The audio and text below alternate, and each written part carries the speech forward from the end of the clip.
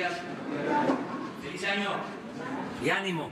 Bueno, nos da mucho gusto iniciar el año con esta conferencia. Estamos seguros, absolutamente seguros, de que nos va a ir bien este año. Ya quedó demostrado que funciona el esquema, la estrategia que estamos aplicando. En 2019 se avanzó mucho en definir una política económica en beneficio de la mayoría de los mexicanos. Se aclaró que nos importa el crecimiento, pero más el desarrollo económico. Crecer es, como lo hemos dicho en otras ocasiones, crear riquezas. El desarrollo significa crear riquezas y distribuirlas. Nos importa mucho que haya progreso con bienestar, progreso con justicia. Eso ya se ensayó y se acreditó, porque desde el año pasado se destinan muchos recursos al beneficio de la gente más pobre, más necesitada de nuestro país. Por eso pienso que nos va a ir bien, porque ya se definieron las políticas fundamentales y ya se están aplicando con buenos resultados. También se demostró que no hace falta aumentar impuestos, se demostró que no hace falta que haya gasolinazos, se demostró que no es necesario endeudar al país para financiar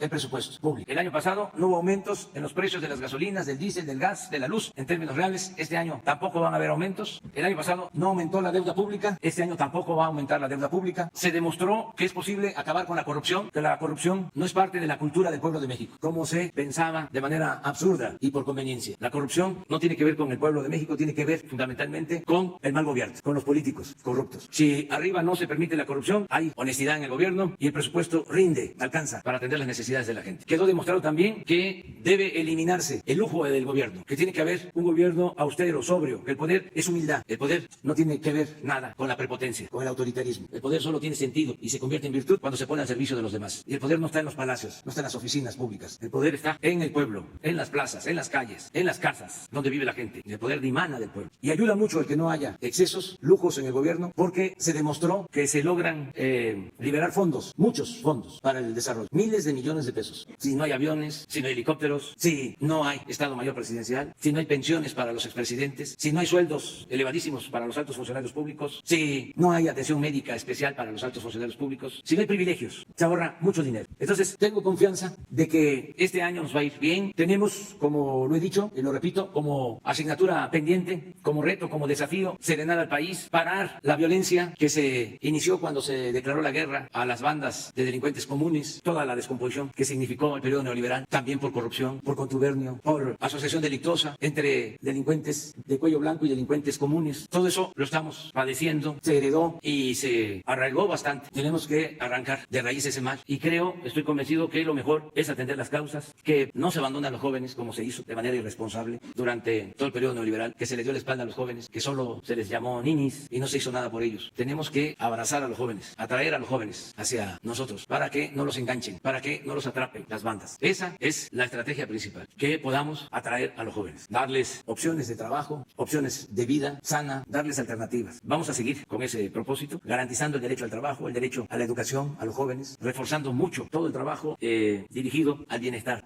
de las familias, a fortalecer la unidad familiar, a que no se rompan las familias, que no se desintegren las familias, porque la familia es una institución de primer orden, la más importante institución de seguridad social que tenemos en el país, la más fraterna, la más solidaria, la que más nos va a ayudar a reconstruir el tejido social, la que más nos va a ayudar a que haya paz y que haya tranquilidad. Y tenemos también confianza de que vamos a ir serenando al país, porque no vamos a permitir el contubernio, la asociación delictuosa, no vamos a permitir que se unan autoridades con delincuentes. Son dos campos distintos. En eso finco mi optimismo, en que va a haber bienestar, vamos a seguir dando atención todos los días al problema de la inseguridad y de la violencia, vamos a seguir trabajando de manera organizada y no vamos a permitir el que haya contubernio entre autoridades y delincuencia. Y deseo lo mejor para este año a todos. Vamos a hacer nosotros lo que nos corresponde desde el gobierno, a seguir dando un buen ejemplo, un recto proceder en las acciones de los servidores públicos. Vamos a seguir predicando con el ejemplo y deseando a todos los mexicanos que nos vaya bien, ya en lo muy íntimo, muy personal, que haya sobre todo salud, que no nos enfermemos, que no se sufra, que no se padezca y que seamos muy felices este 2020. Muy bien, abrimos. Vamos por la izquierda, vamos a iniciar. Sí, ¿qué tal, presidente? Buenos días, feliz año.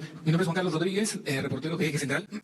Y mi primera pregunta es si nos puede compartir a nivel personal cuáles son sus propósitos para este año que empieza. Que podamos consolidar el gobierno llevando a la práctica con buenos resultados la transformación del país. Yo pedí a los mexicanos en diciembre pasado que necesitaba un año más más. El día 1 de diciembre de este año quiero informar que ya se establecieron las bases de la transformación de México. Entonces voy a trabajar con ese propósito, a consolidar lo que ya se inició y a iniciar lo que hace falta para entregar buenas cuentas el día 1 de diciembre de este año. Esto pasa principalmente por el bienestar del pueblo. Quiero que le vaya muy bien a los pobres, que no sufran, que le vaya bien al pueblo y que al mismo tiempo podamos ir serenando el país, que los problemas que se nos van a presentar este año los podamos resolver sin que haya pérdida de vidas humanas y que también sea benévola con nosotros la naturaleza, para que no tengamos que padecer de ninguna tragedia. Esos son mis deseos, que estemos, como ya dije, contentos y en paz. Okay, y pasada ya la curva de aprendizaje de todo gobierno que empieza, yo le preguntaría cuáles son las cosas que corregiría ya en los años que siguen de lo que ha acontecido en estos 13 meses de gobierno. Yo creo que si hay algo que tenemos que considerar es que lo más importante de todo es el trabajo y que tenemos que trabajar más, no perder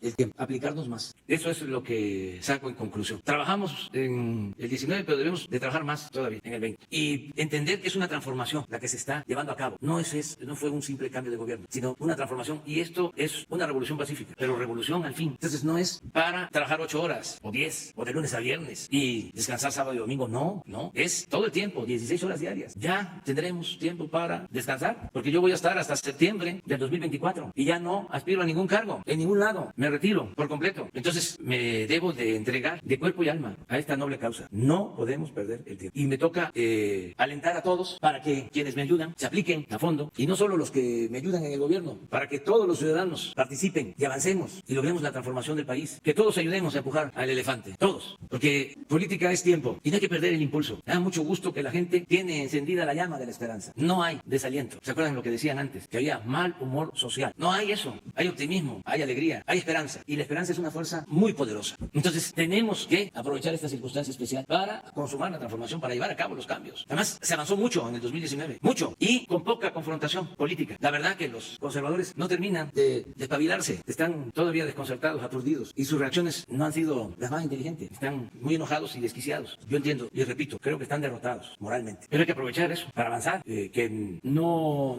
nos quedemos nada más en el regodeo, en la autocomplacencia de que vamos bien. No. Tenemos que ir mejor y consumar la obra de transformación. Eso es lo que pienso. Ella. Buenos días, presidente. Feliz año. Lourdes Piñasoria de Barlovento Informa. ¿Cuál es la situación que le comentó la embajadora de México en Bolivia? Ya está en México. ¿Qué le ha dicho sobre el tema? Esa es mi primera pregunta. Gracias. Bueno, en el caso de Bolivia va a estar informando constantemente el secretario de Relaciones Exteriores, Marcelo Ebrard. La instrucción que tienen es que se haga valer el derecho de asilo, que no podemos nosotros flaquear en este asunto de darle protección a perseguidos políticos que recibieron en nuestra embajada un asilo y que luego de que se les otorgó el asilo se produjeron órdenes de aprehensión. Si nosotros entregamos a estas personas, estaríamos acabando con el derecho de asilo, que para México es sagrado. Es parte del derecho internacional, pero en el caso de nuestro país, siempre, hasta en circunstancias más difíciles, se ha hecho valer. Es un asunto de principios. No vamos a caer en ninguna provocación. Es defender nuestros principios de política exterior. La embajadora hizo un papel destacadísimo. La reconocemos mucho. Una diplomática de primer orden que actuó con inteligencia y firmeza. Seguramente la Secretaría de Relaciones Exteriores va a saber reconocer su trabajo, valorar su trabajo. Yo, como presidente, estoy muy orgulloso del desempeño que tuvo la embajadora de México en Bolivia. Presidente, la segunda pregunta es sobre el ZLN. Se pronunciaron en contra del Tren Maya. ¿Qué mensaje les enviaría, dado que es una de las obras principales que está ejecutándose desde la Cuarta Transformación? Les diría que no tienen toda la información, no se va a afectar a las comunidades indígenas en nada, al contrario, se está beneficiando a los pueblos indígenas como nunca se había hecho. Antes se respetaba, se admiraba al indígena muerto, incluso hasta se les utilizaba en lo político, en lo ideológico, y no se hacía nada por el indígena vivo que padece de pobreza y de marginación. Ahora puedo decir que las comunidades indígenas están recibiendo apoyos como nunca. No tengo ningún problema de conciencia, al contrario, puedo decir que llevo más de 40 años trabajando por los pobres y por los indígenas. Empecé a trabajar como servidor público desde 1977 en comunidades indígenas, hace 42 años, y hay constancia de ello. Trabajé 6 años en comunidades indígenas, ahí aprendí a trabajar en favor de los pobres. No soy un oportunista. Por eso, las comunidades indígenas van a seguir siendo respetadas y atendidas. De todas maneras, que no esperen nuestros adversarios, los conservadores de izquierda y de derecha, que no esperen que nosotros actuemos de manera autoritaria. No somos iguales. Nosotros somos pacifistas. Nosotros somos partidarios de la no violencia. Además, así triunfamos. Cuando pensaban algunos de que era imposible lograr un cambio sin el uso de las armas. Y nosotros insistimos que se podía lograr la transformación sin la violencia. Y triunfamos de esa forma. Y se está llevando a cabo la cuarta transformación de la vida pública del país. Esto tiene muy molesto a los conservadores, porque no hay que olvidar que los extremos se tocan, pero ya se van a ir serenando, tranquilizando, entendiendo que las cosas ya cambiaron, que no es lo mismo y que no es un asunto de ideologías, Es un asunto que tiene que ver más que nada con la congruencia, el actuar como se piensa y también conocer la realidad para transformarla, no estar nada más administrando la pobreza, la marginación, sacando provecho del sufrimiento del pueblo sin hacer nada por transformar esa realidad de injusticias y de opresión. Porque muchos se dedican a hacer análisis de la realidad, pero no a transformar la realidad. Es muy cómodo hacer análisis de la realidad. Hay organizaciones sociales, organizaciones no gubernamentales que hasta reciben dinero para eso y se la pasan muy bien administrando la pobreza, el abandono, la marginación de la gente, haciendo análisis profundos sobre el autoritarismo y eso tampoco tan profundos y tan frecuentes, porque ya están en otras cosas. Pero sí es una forma de ver las cosas y lo más importante es que podamos avanzar para ayudar a los pobres, para ayudar a quien lo necesita.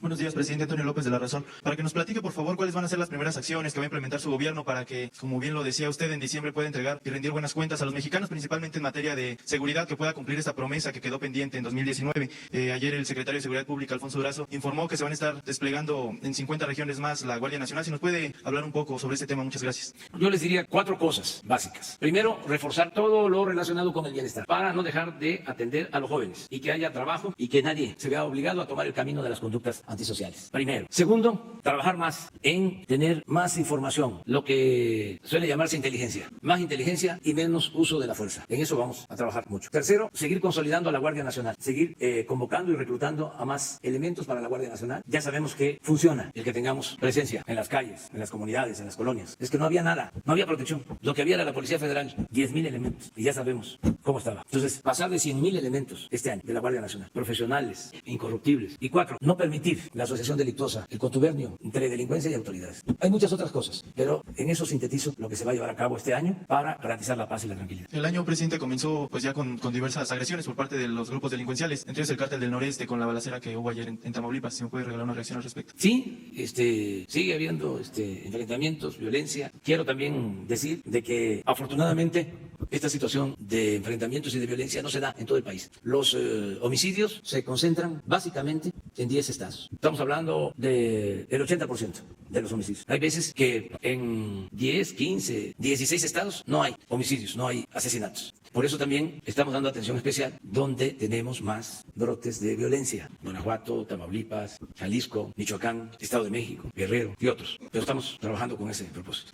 Buen día, presidente. Gracias. Alina Escobar, corresponsal de Tiempo.tv. Ya hablaba usted del tema del gasto del gobierno. Preguntarle si observa para este año un escenario que se han sentado las bases para poder hablar de una reforma fiscal y, bueno, cómo usted vislumbra que se lleve. No vamos a aplicar ninguna reforma fiscal porque eso obedece a la antigua política neoliberal. Cuando hablaban de reforma fiscal, ahí nanita, ahí viene los aumentos de impuestos. Ahí vienen los aumentos de impuestos. No va a haber aumentos de impuestos. Ahí se dan gusto algunos adversarios diciendo de que en este mes vienen los aumentos de impuestos. Se van a quedar con las ganas. No hay aumentos de impuestos. No tiene por qué haber aumentos en los precios. No hay aumentos en las gasolinas. No hay aumentos en el gas. ¿Se acuerdan cómo era antes, no? Entraba el año y los gasolinazos o los aumentos en los impuestos. Ya no hay eso. Y no va a haber en todo el año. Y, repito, por primera vez en muchos años, no sé en cuántos, no aumenta la deuda con relación al Producto Interno Bruto. O sea, nos quedamos abajo de lo que aumentó la deuda en el 2018. Entonces, tenemos que impulsar más el crecimiento económico. Una buena noticia que puedo dar por adelantado es de que en el Senado de Estados Unidos se va a aprobar el tratado comercial de Canadá, Estados Unidos y México. Y se va a aprobar la semana próxima, posiblemente. Es decir, en este mes. Y eso va a ayudar mucho. Nada más va a faltar la aprobación en Canadá. Ahí va a llevar algún tiempo, no mucho, por sus procesos parlamentarios, pero en el caso de Estados Unidos va a quedar ya aprobado en unos días más en el Senado. Esto va a ayudar mucho a que llegue más inversión extranjera y se impulse el crecimiento y haya empleos y bien pagados en el país. Por otro lado, también en el próximo año, bueno, este año 2020, sabemos que hay elecciones locales en algunas entidades como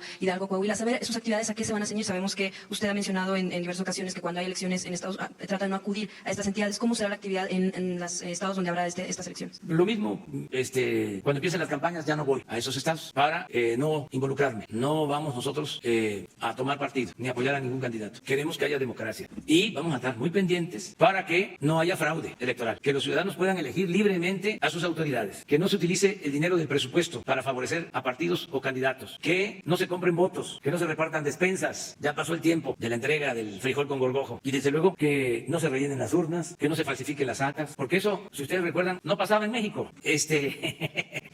Pero pues no queremos que vaya a suceder eso, ¿no? Que pasara en otras partes. Aquí no, aquí no. Aquí no había el ratón loco, ni el carrusel, ni las urnas embarazadas, ni la falsificación de las actas, ni las autoridades electorales que se hacían de la vista gorda. Nada de eso había. Tampoco votaban los muertos. Todo eso sucedía en otras partes, ¿no? No tenía nada que ver con nosotros. Bien, presidente, finalmente preguntarle sobre el tema del informe de los legionarios de Cristo. Apenas se dio a conocer que en esta congregación, bueno, pues reconocen que hubo 175 casos de abuso contra menores. Preguntarle, sabemos la complicación que pudiera haber entre el tema del Estado y la Iglesia, pero ¿cómo el Estado va a observar las acciones que tenga en todo caso la Iglesia, algunos padres que cometen estos delitos que por décadas han actuado de manera impune y que incluso hay quienes mencionan que este tipo de informes pues se han quedado cortos? ¿Cómo de alguna manera el Estado podría observar que no se cometan estos delitos contra menores? Pues actuando de conformidad con la ley, pero sin politizar estos temas. O en lo que a mí corresponde. Claro que todos tenemos derecho a manifestarnos, a expresarnos y a hacer política, pero no conviene que el presidente de México trate estos asuntos.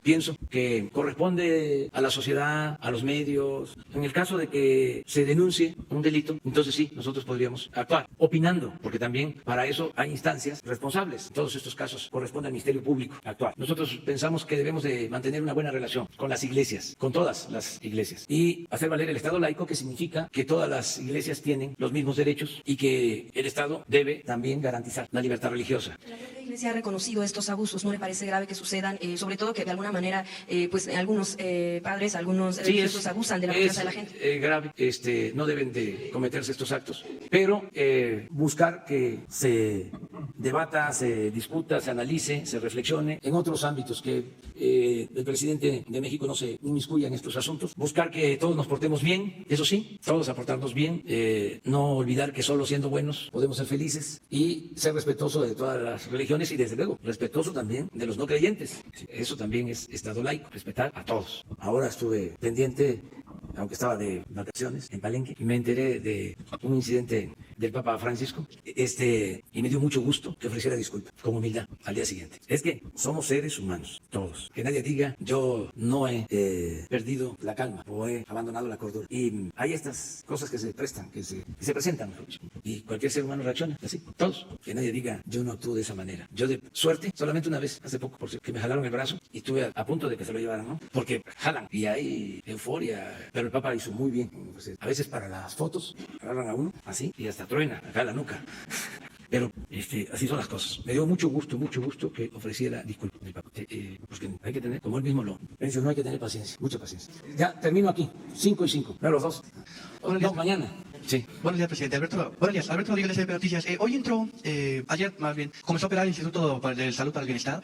Me parece que hay muy poca información. Mucha gente no está enterada de que puede acudir al centro de salud nada más con su credencial de elector para atenderse. Mucha gente no sabe cuáles son los lugares a los que tiene que acudir. Hay algunos que están yendo a los lugares que no son los indicados. El gobierno tiene pensado hacer una campaña informativa amplia para esto, y usted no sé si puede decir algo al respecto en este momento. Qué buena pregunta me haces. De acuerdo con la ley, a partir de este año entra en funciones el Instituto de Salud para el Bienestar, que sustituye al llamado Seguro Popular. La diferencia, entre otras, es de que no hace falta estar inscrito para recibir la atención médica. Ahora, todos los ciudadanos tienen derecho, como lo establece la Constitución, a recibir atención médica y medicamentos gratuitos. Es atención médica, medicamentos gratuitos. Y lo que se busca es que esta atención médica sea cada vez mejor, porque no se puede resolver el problema de el mal servicio médico en instituciones públicas solo con una ley. Eso tiene que ver con el que haya medicinas en los centros de salud, en las unidades médicas rurales, en los hospitales, es decir, que no falten los medicamentos. Tiene que ver con que haya doctores, que haya especialistas, tiene que ver con que haya espacios, camas suficientes, tiene que ver con la atención que se ofrezca a todos los ciudadanos. Entonces, fue un primer paso, es decir, atención médica y medicamentos gratuitos. ¿En dónde? En las unidades médicas rurales, en los centros de salud, en los hospitales públicos. Y ya se está trabajando para que el sector salud tenga todos los recursos, todo el presupuesto. Este año se incrementa el presupuesto del sector salud en 40,000 millones de pesos. ¿Qué le digo a la gente? Que el propósito es mejorar cada vez más el sistema de salud pública, que vamos hacia allá y que nos ayuden informando dónde faltan los médicos, dónde no se tienen los medicamentos. Desde luego que ya se avanzó en comprar las medicinas, ya se están distribuyendo las medicinas, ya se están contratando más médicos para cubrir todo lo que son faltantes, vacantes en centros de salud. Y ya también este año empieza el equipamiento de edificios que fueron construidos y fueron abandonados, pero ya se están terminando, se van a equipar y van a funcionar mejor. Una segunda pregunta, presidente. Con este ajuste al IEPS, a la gasolina, se habló de que iba a haber un gasolinazo a principios de año. En redes sociales muchos impulsaron hashtags hablando de gasolinazos y bueno, ya es el segundo día del año y no hay movimientos, digamos, destacables en el precio de la gasolina. ¿Qué responde a la gente que estuvo promoviendo estos hashtags? Pues que los entiendo. Están queriendo homologar las cosas. Están queriendo decir que es lo mismo, que no hubo cambios. Están en su derecho. Pero sí, los cambios están a la vista. Esto, por ejemplo, de la gasolina, ¿no? Empieza una campaña. Va a aumentar la gasolina, va a aumentar la gasolina. Y no aumenta. ¿Cómo quedan? ¿Sí? Sacaron otro de que no uses la tarjeta de crédito porque te va a significar pagar más. O hay un impuesto especial a la tarjeta de crédito. Los conservadores son muy mentirosos y muy hipócritas. Siempre lo he dicho, esa es su verdadera doctrina, la hipocresía. No se acuerdan lo que decían hace poco, pues, que en el caso de Sinaloa, de que habíamos flaqueado, ¿no? De que había que usar la mano dura. ¿Qué es mano dura? Dictadura. Y luego sale de que el que estaba a cargo de la seguridad durante un periodo de gobierno estaba al servicio de una banda de delincuentes y los conservadores se callaron. Yo dije aquí, y es cierto, estoy esperando todavía que algunos ofrezcan disculpas, de que cuando estaba este señor García Luna en su apogeo, llevaba a periodistas a sus centros de operación, tenía pantalla, y salían del centro de operación de García Luna los periodistas hablando maravillas. ¡Qué adelanto! ¡Qué avance tecnológico! Por eso no hay que irse por las apariencias, no es la tecnología, a eso me refiero, y soy así contundente, debería de ser más moderado, matizar, pero soy así directo para zarandearlos. Cuando hablo de que el 90% es honestidad, es un buen servidor público, y que lo demás es experiencia y trabajo, pero el 90% es honestidad, y les mueve todo, porque en su concepción la honestidad es secundaria. Lo importante es el profesionalismo, la experiencia, los equipos. Imagínense las pantalladas que les pegaban. Y el resultado, lo grave de que el jefe encargado de combatir a la delincuencia estuviese involucrado. Esto es como la novela de Los bandidos de Río Frío, que el jefe de la banda era el segundo de Santana. Eso es muy grave. Entonces, los conservadores tienen que ir entendiendo que esto ya cambió y tienen ellos garantizadas todas sus libertades para cuestionar, para criticar. Pero cada vez que se diga una mentira, pues vamos a replicar, vamos a contestar. Muy bien, vamos a... Sí, buenos días, señor presidente. Juan Carlos Machorro, del portal Expo. Habló usted al inicio de su conferencia sobre el crecimiento que está buscando su gobierno. ¿Cómo comparte esta visión y estimula que la iniciativa privada que está haciendo muchas inversiones en este país tenga este mismo objetivo que su gobierno? Están los de la Iniciativa Privada Nacional participando. Ya firmamos el primer acuerdo para el desarrollo de la infraestructura en el país y vamos a suscribir otro acuerdo en materia energética con la iniciativa privada. Y es muy buena la relación con los empresarios nacionales. Tan buena que acertaron y hasta propusieron que aumentara el salario mínimo en 20%. Imagínense de llegar a un acuerdo, un consenso con el sector obrero, con el sector empresarial para el aumento del salario mínimo. Que también eso es otro tema importante ahora que inicia el año. Que se cumpla pagando cuando menos el salario mínimo. Que no se pague menos a los trabajadores, porque no se trata de que se aumente el salario y que quede nada más en la ley, convertido en letra muerta, en el papel, sino se tiene que garantizar el pago de cuando menos el salario mínimo a los trabajadores. Y en el caso del norte, el año pasado fue el doble y ahora hay un aumento también. El salario en el norte debe andar alrededor de 200 pesos. Ahora mismo les digo cuánto. A ver, a nivel nacional y cuánto es en el norte, porque el año pasado estuve de gira en el norte y en algunos lugares me decían que no estaban pagando el doble. 185 es en el norte. En la franja fronteriza, 185 con 56 centavos. Y nacional, 123 con 22. 123 con 22 nacional. Sí, una segunda pregunta, señor presidente, un poco en colación a la anterior. En este caso, ¿cómo cataloga usted que fue el año anterior su relación tanto con los empresarios, tanto nacionales como extranjeros? Vimos en sus redes sociales las reuniones que tuvo con la gente de Facebook, Microsoft, AT&T, Santander, etcétera. O sea, ¿cómo lo cataloga usted? Gracias. Muy buena la relación. México está considerado como uno de los países con más garantías para la inversión. Garantías no solo porque hay un Estado de Derecho vigente, como no se había visto en otros tiempos. Garantías también porque con el Tratado de Libre Comercio se puede hacer negocios en México. Se tiene garantizado el mercado más importante del mundo. La venta de bienes que se produzcan en el país pueden ser exportados a Estados Unidos y Canadá. Por eso es muy buena la relación. Se refleja de distintas maneras. Vean, por ejemplo, la fortaleza del peso. No es para presumir, pero se apreció nuestra moneda en alrededor del 5% con relación al dólar. Fue la segunda, tercera moneda que más se fortaleció el año pasado con relación al dólar. Esto no sucede en otros países. No voy a mencionar en qué país, porque eso es de mal gusto. Pero no tenemos nosotros problema de depreciación de nuestra moneda. Sigue llegando inversión extranjera. Necesitamos, eso sí, más inversión para que tengamos crecimiento económico. ¿Qué es lo del salario? Muy bien. Buenos días, presidente. Gracias. Reinaide Ramírez, reportera independiente para Pie de Página. Dos preguntas a propósito de que usted habla ahorita de que se inicia un año sin deuda, que no habrá deuda pública y no hubo en el 2019, y también que menciona pues todo lo que no ha habido necesidad. En el caso de Sonora, ahora el 24 de diciembre, hubo una sesión extraordinaria donde los diputados de Morena nuevamente, pues ya son todo un caso, presidente, y en menos de 2 minutos aprobaron un endeudamiento público para Sonora de 1.300 millones de pesos. En este caso, los diputados habían estado diciendo un mes que no iban a aprobar deuda, que no iban a aprobar el presupuesto, y no sé si, ¿qué comentario tiene a esto de que no? Es que en menos de 2 minutos lo sorprendieron nuevamente el gobierno del Estado.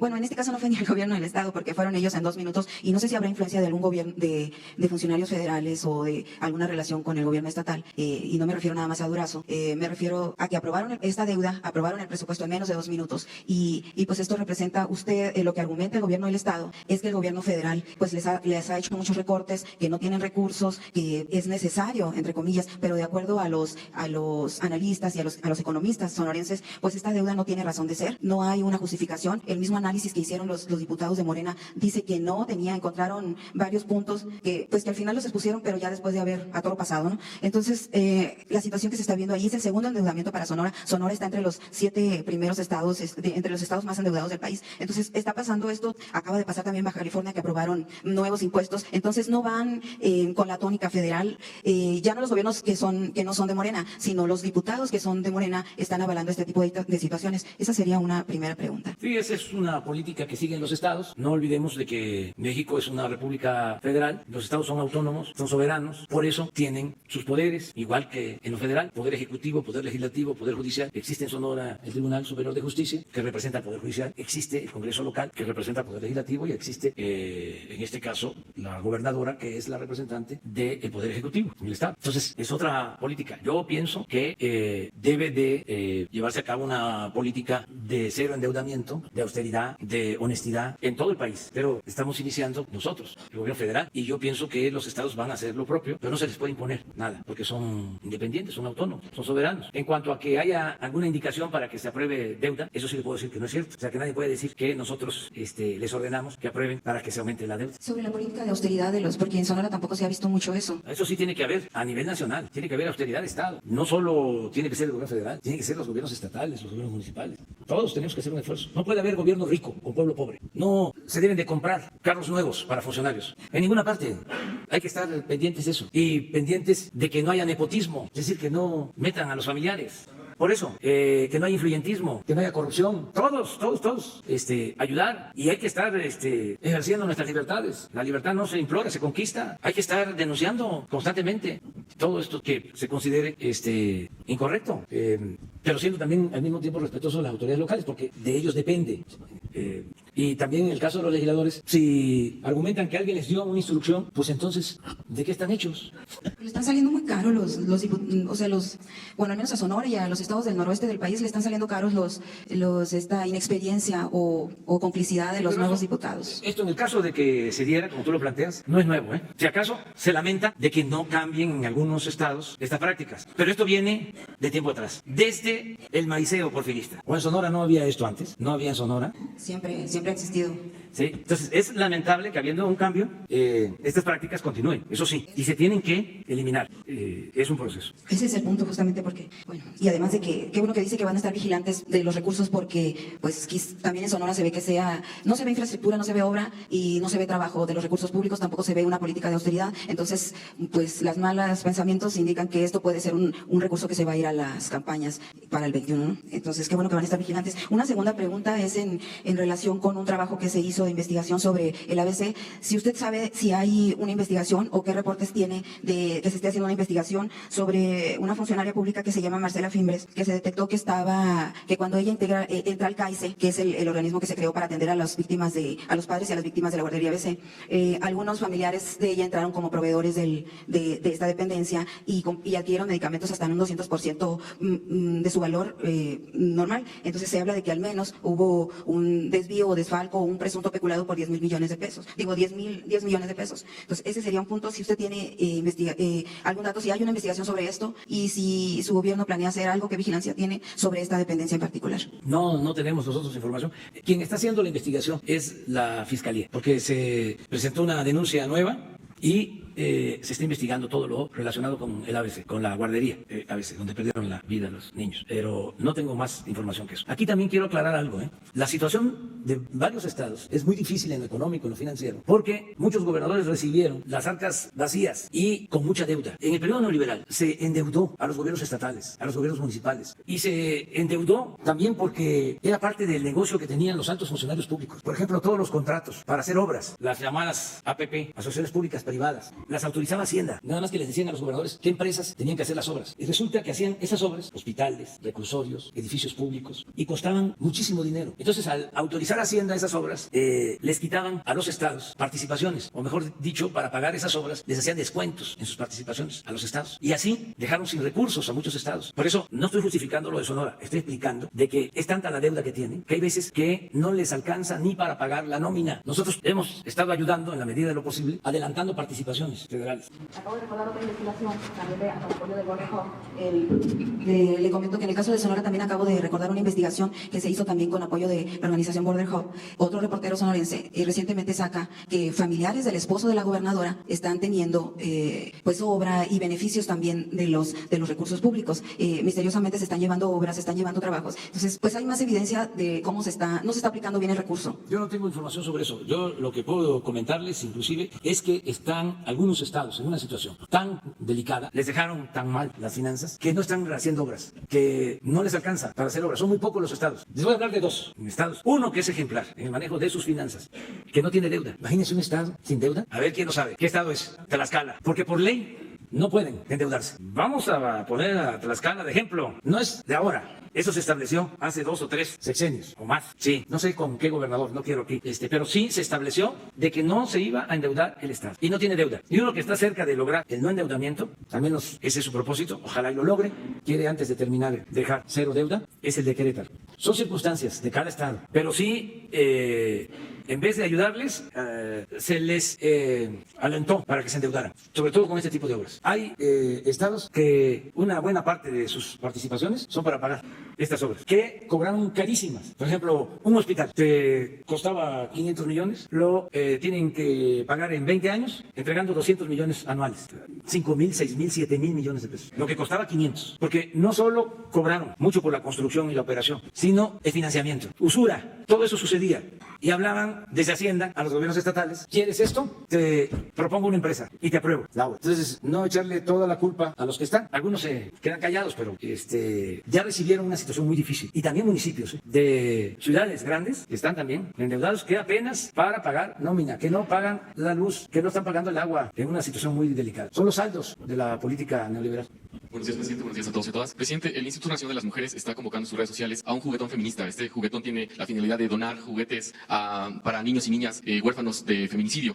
¿Su gobierno tiene algún plan, algún proyecto para apoyar a las familias y a estos niños y niñas que han sido separadas, violentadas por los feminicidios en México? Pues sí, nosotros tenemos que apoyar a las niñas, a los niños solos, abandonados, huérfanos, a todos, los niños, las niñas. Me platicó hace unos días la jefa de gobierno, Claudia Sheinbaum, que tenía pensado, y me dio mucho gusto, hacer en el Zócalo un festival el Día de Reyes, con puras niñas y niños humildes, pobres, que van a ver actos para festejar a niñas y niños. Y hay que hacerlo en general, así como se va a hacer aquí, ojalá en todas las plazas públicas de todos los municipios, de los cerca de 2.500 municipios, que sea el Día de los Niños y que las autoridades ayuden a organizar los festejos, a todos. Y una pregunta, usted acudió en julio del año pasado a Guadalupe Tepeyac, municipio de influencia zapatista, y allí llamó al STLN a no pelearse, a trabajar en conjunto para sacar al país. Y ahí salen en estos días con este comunicado donde llaman que quienes creen en este proyecto, decía el comandante Moisés, que quienes apoyan en los megaproyectos tendrían que ser mentirosos o imbéciles. El STLN no respondió a ese llamado, no ha tenido comunicación con usted o tener un acercamiento con el STLN para explicarle los beneficios del gobierno de este proyecto, y si va a haber algún foro distinto para acercar a las comunidades más información sobre el Tren Maya. Gracias. Es que ya se informó bastante sobre esto y se va a seguir informando, pero no queremos pelearnos. Estaba yo leyendo que si se meten con nuestras tierras, estamos dispuestos a dar hasta nuestras vidas. No es real eso. O sea, sea, no se apega a la realidad. Nosotros no vamos a afectar a nadie, nosotros menos a las comunidades indígenas.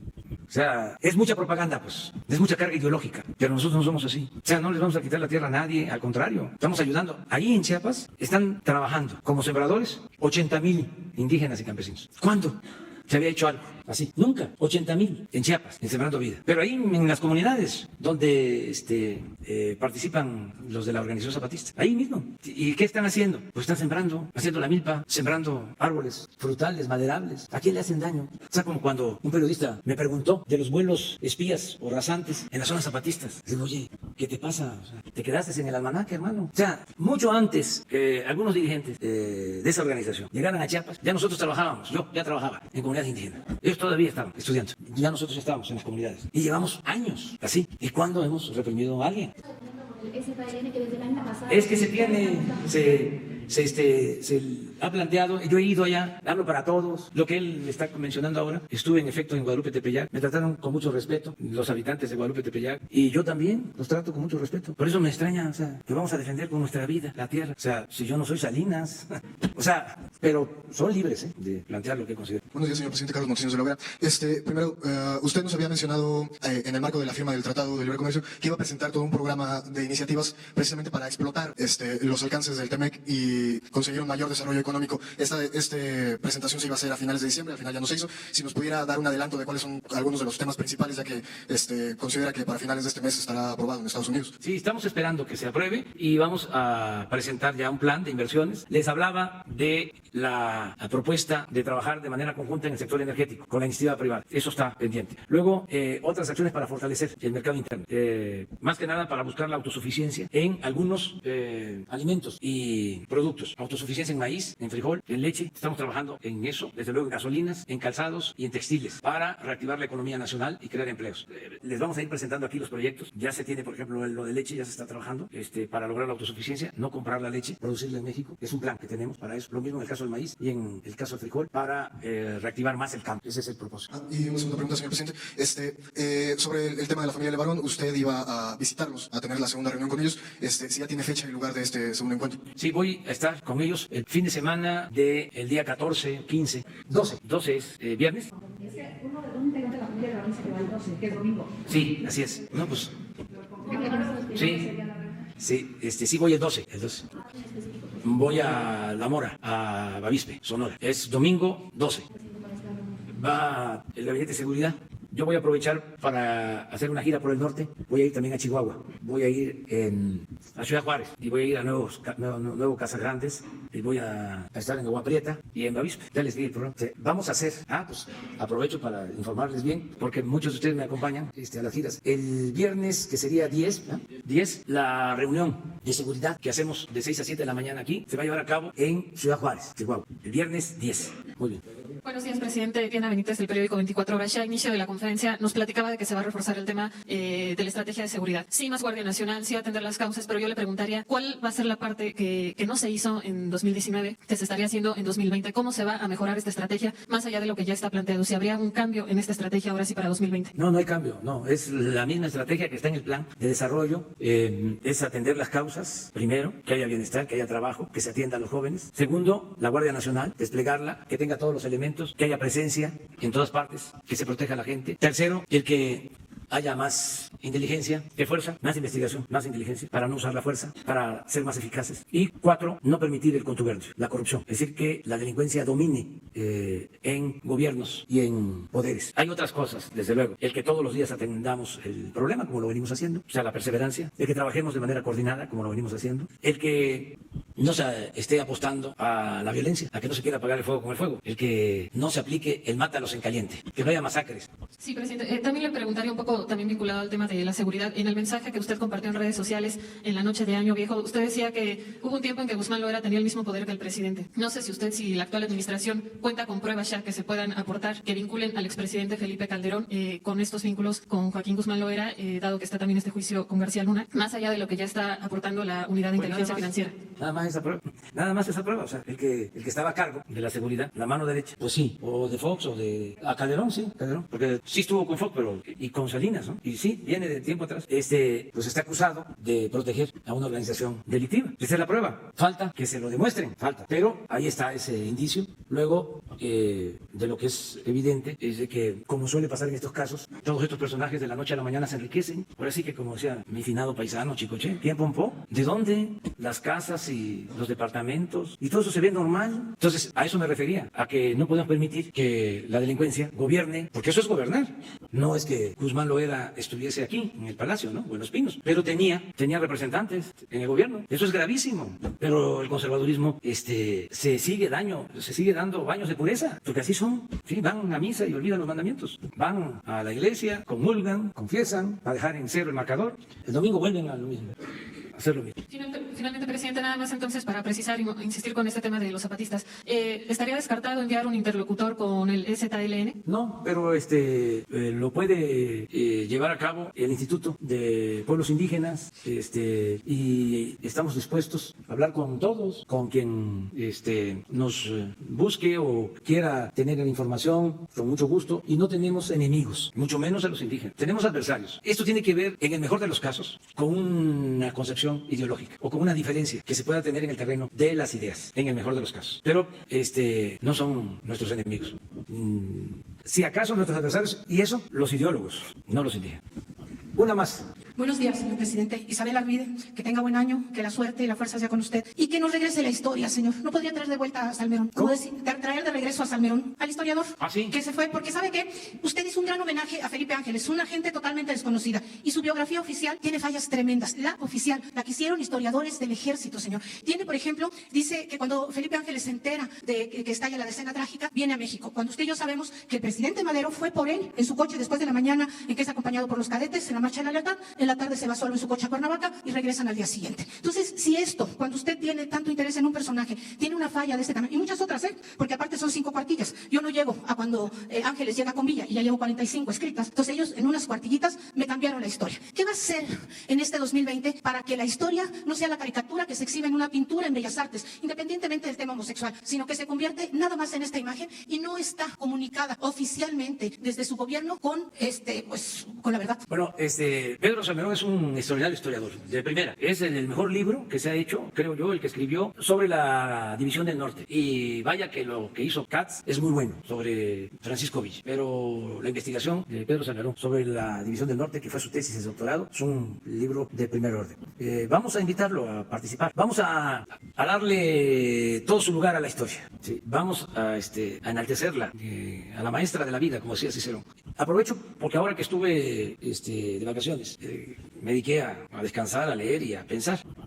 Y una de las cosas que pensé es que vamos a empezar ya a preparar la celebración de la independencia, de los 200 años de independencia, 500 años de dominación, de la dominación colonial, de la llegada de los españoles y al mismo tiempo de la independencia, los 200 años. Y esto va a ser en el 21. Entonces vamos a preparar todo para el 21. Ya se está integrando un comité con ese propósito. Y vamos a seguir publicando textos. Revisamos, por favor. Sí, buenos textos, incluso que ya se escribieron, que son muy buenos. Estamos pensando, tengo que hablar con el director del Fondo de Cultura Económica para ver si se tienen los derechos. En algunos casos sí, en otros no, pero hay libros que son indispensables, que podrían ponerse al alcance de la mano de muchos mexicanos a precios bajos y que son aleccionadores, sobre todo si estamos promoviendo y llevando a cabo una transformación. Estaba pensando en 21 libros, porque es 2021 y nos alcanza si empezamos ahora en enero, uno por mes hasta septiembre del 21, un libro cada mes. Ayúdennos y vamos a pensar en cuáles, por ejemplo, pero empezar a lo mejor el que hacíamos de referencia, el de Paino, de los bandidos de Río Frío, algo de la independencia. Riva Palacios escribió sobre la independencia. Desde luego ese es obligatorio, el que escribió Fernando del Paso, Noticias del Imperio. Es un gran libro. Ese lo tiene el fondo, o sea que es de los mejores libros que se ha escrito. Yo opino también que El laberinto de la soledad, de Paz, de Fuentes, La región más transparente. O sea, puede ser Los de abajo, de Mariano Soy. Pedro Páramo, que me ayuden, 21. A ver, para La noche de Tlatelolco. El libro rojo de Riva Palacio, sí. Así es, la crónica de Guillermo Prieto. Y el de los últimos que hizo Monse, uno, son crónicas también. Sí, sí. 21. Y sí, le vamos a pedir a Pedro que nos ayude. Sí, por favor, señor. ¿No? Y podría también revisar los exámenes que hacen en las oficinas públicas de su gobierno, de la Cuarta Transformación, porque, y le hablo, por ejemplo, de Relaciones Exteriores, 5 horas de exámenes no preguntan una sola cosa de historia de México, señor, una sola cosa de nuestra realidad. Tienen un modelo gringo copiado, donde lo que preguntan primero es si sufre de estreñimiento. Primera pregunta. Segunda pregunta, ¿tiene usted relaciones sexuales satisfactorias? ¿Cuántas veces a la semana? Tercera pregunta, ¿usted habla con fantasmas? Y así se van. Esas son las preguntas de los exámenes Hay que de revisar admisión. eso. Hay que revisarlo, sí. Por favor, ¿no, señor? Sí. Bueno, Sí, hay que revisar muchas cosas. Sí, es que ya nos vamos, ¿no? Mañana. Ustedes 2, 3. Mañana nos vemos. Que la pasen muy bien. Así, miren. Un abrazo.